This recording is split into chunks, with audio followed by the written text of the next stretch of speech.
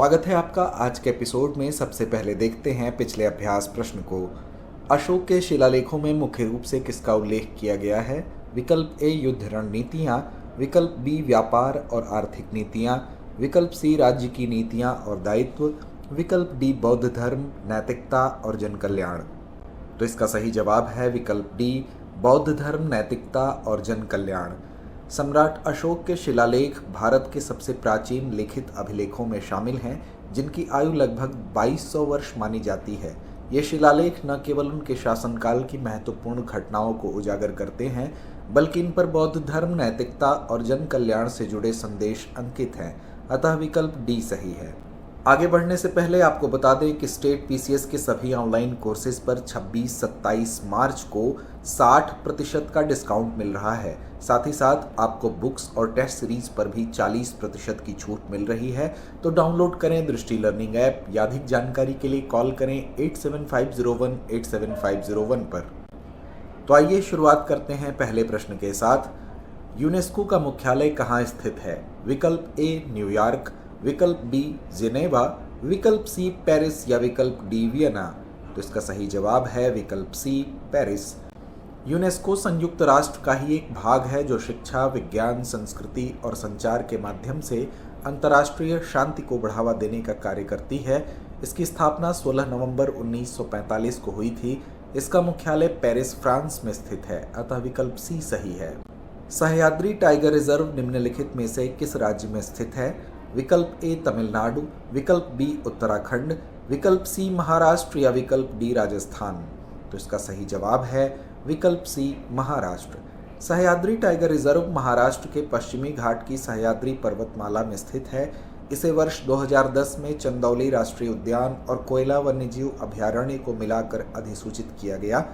इसमें कोयना बांध, वारना नदी तथा पश्चिमी घाट से निकलने वाली तथा पूर्व की ओर बहने वाली अनेक छोटी नदियां और धाराएं शामिल हैं। ग्रेट इंडियन बस्टर्ड निम्नलिखित में से किस राज्य का पक्षी है? विकल्प ए बिहार, विकल्प बी राजस्थान, विकल्प सी हरियाणा या विकल्प डी उत्तर प्रदेश। तो इसका सही जवाब है विकल्प बी राजस्थान। राजस्थान का राज्य पक्षी ग्रेट इंडियन बस्टर्ड अर्थात आर्डियोटिस नाइग्रिसेप्स भारत का सबसे संकटग्रस्त पक्षी माना जाता है। इसे प्रमुख घास भूमि प्रजाति माना जाता है, जो घास भूमि पारिस्थितिकी के स्वास्थ्य का प्रतिनिधित्व करती है। अतः विकल्प बी सही है। मुगल कालीन फसल उत्पादन के संदर्भ में निम्नलिखित कथनों पर विचार कीजिए। पहला, पैदावार में भारी विविधता पाई जाती थी। दूसरा, सर्वोत्तम फसलों को जिन्स ए कामिल कहा जाता था। उपर्युक्त कथनों में से कौन सा या कौन से सही है? यह है विकल्प ए केवल एक, विकल्प बी केवल दो, विकल्प सी एक और दो दोनों या विकल्प डी ना तो एक ना ही दो। तो इसका सही जवाब है विकल्प सी एक और दो दोनों। मुगल काल में जहां बारिश या सिंचाई के अन्य साधन हर वक्त मौजूद थे, वहां साल में 3 फसलें भी उगाई जाती थीं।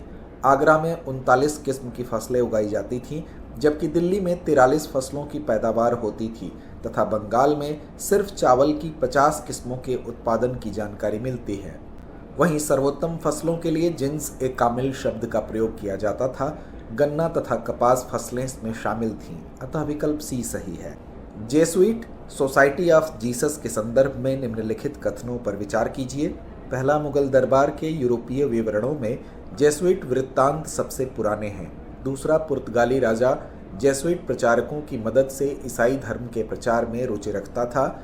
उपर्युक्त कथनों में से कौन सा या कौन से सही है? यह है विकल्प ए केवल एक, विकल्प बी केवल दो, विकल्प सी एक और दो दोनों या विकल्प डी ना तो एक ना ही दो।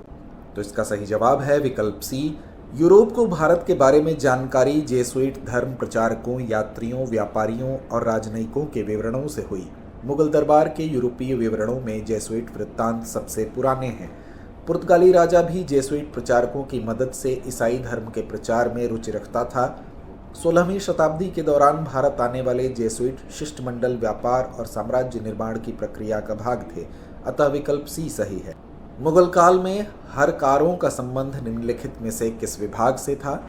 विकल्प ए वित्त विभाग, विकल्प बी गुप्तचरी विभाग, विकल्प सी डाक विभाग या विकल्प डी सैन्य विभाग।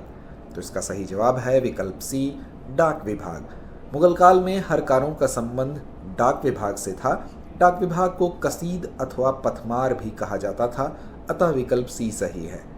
मैनचेस्टर कॉटन कंपनी की स्थापना कब की गई? विकल्प ए 1851, विकल्प बी 1858, विकल्प सी 1862 या विकल्प डी 1859। तो इसका सही जवाब है विकल्प डी 1859। 1857 में ब्रिटेन में कपास आपूर्ति संघ की स्थापना हुई और 1859 में मैनचेस्टर कॉटन कंपनी बनाई गई।